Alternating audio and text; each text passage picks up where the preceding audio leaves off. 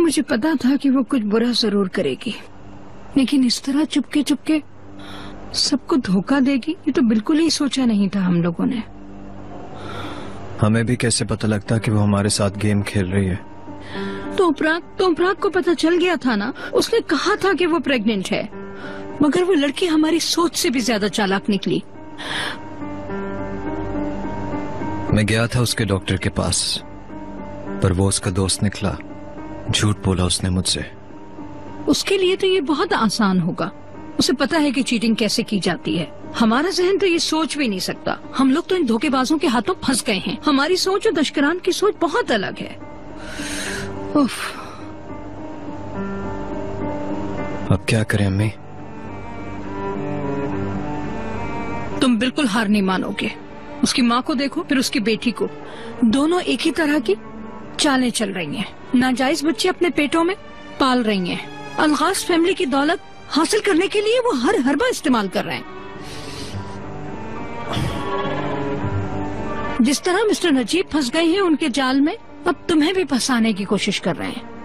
Abortion के लिए बहुत देर हो गई अम्मी। बच्चा 16 हफ्तों का है। वो तुम्हारा मसला नहीं है बेटा। तुमने शुरू ही में बता दिया था कि तुम ये नहीं चाहते। डॉक्टर के पास भी गए थे कि तुम्हें वो लड़की और उसका बच्चा नहीं चाहिए। तो अब यास्मीन मैडम का दिमाग खराब है तो हम क्या करें? उसको उसके हाल पर छोड़ दो। ऐसा नहीं करूंगा अम्मी, हरगिज़ भी नहीं।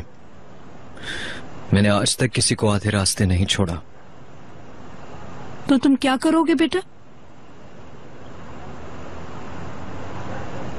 तोपराग से बात करूंगा, उसे हर चीज बताऊंगा।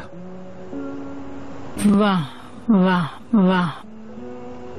लड़की के दिल में अपनी नई नई मोहब्बत को जड़ से उखाड़ दोगे। तुम यही करना चाहते हो ना? तुम्हें कुछ अंदाजा भी है कि इसका क्या नतीजा निकलेगा? उसको जानने का हक है अम्मी, और अभी नहीं तो बाद में उसे पता चल ही जाएगा। बेहतर है मैं खुद बता दूं। वैसे तुम फिर भी इतनी जल्दी मत करो। वैसे भी वो कल ही पैदा नहीं हो रहा है। पहले तुम हर तरह से उसका एतमाद हासिल करो, उसे अपने आप पर भरोसा दिलाओ, फिर बताना उसे सब कुछ, कि उसे पता चले कि उसमें तुम्हारी कोई गलती नहीं थी। और हाँ, जाओ अपनी शक्ल ठीक करो, जाओ जाकर लड़की का दिल जीतो। चलो उठो, जाओ। अब उसका हक है, वो प्यार करती है। यास्मीन मैडम को इंतजार करने दो। जहाँ इतना किया वहाँ थोड़ा इंतजार और सही। चलो बेटा उठो।